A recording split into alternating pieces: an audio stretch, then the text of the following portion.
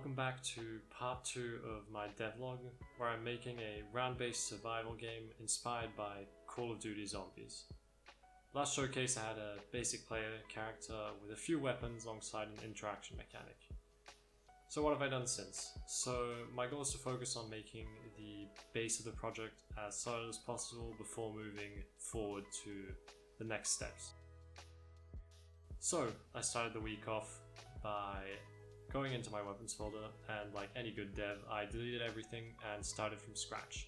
I wanted to create something robust and scalable to make it simpler to add weapons later on, which resulted in a few weapon classes that I'm going to show now. First, a basic weapon that fires shot by shot or one bullet at a time for pistols or basic ARs. Second, I went for the shotgun, although I had made one in the last video, this one is a more randomized bullet spread instead of the fully circular pattern that was there before. Next was a variation to the ARs and pistols, which would be the burst weapons, a subclass of the ARs, which instead of firing one bullet at a time could fire 1, 2, 3, 5, however many bursts I want. Next, finally, it was dual weapons, so weapons that would be two of the other styles at once, so one in each hand.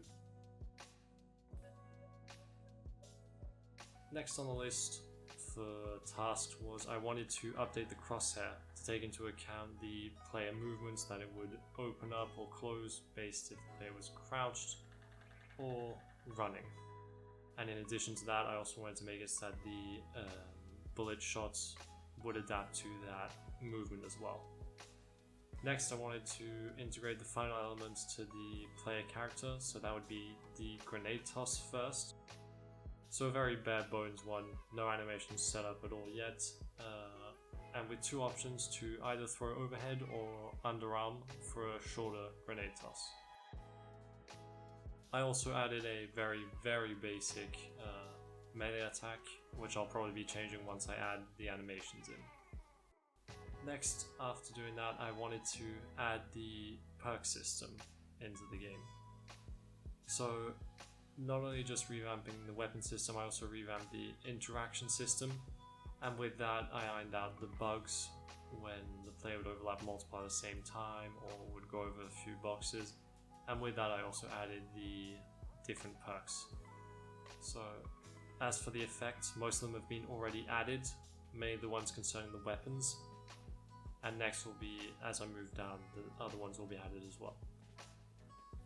For the next devlog, I'm hoping to get some animations for the player character done with the current weapons, because I don't want to keep going with this kind of placeholder timeline setup I've got in the blueprints forever.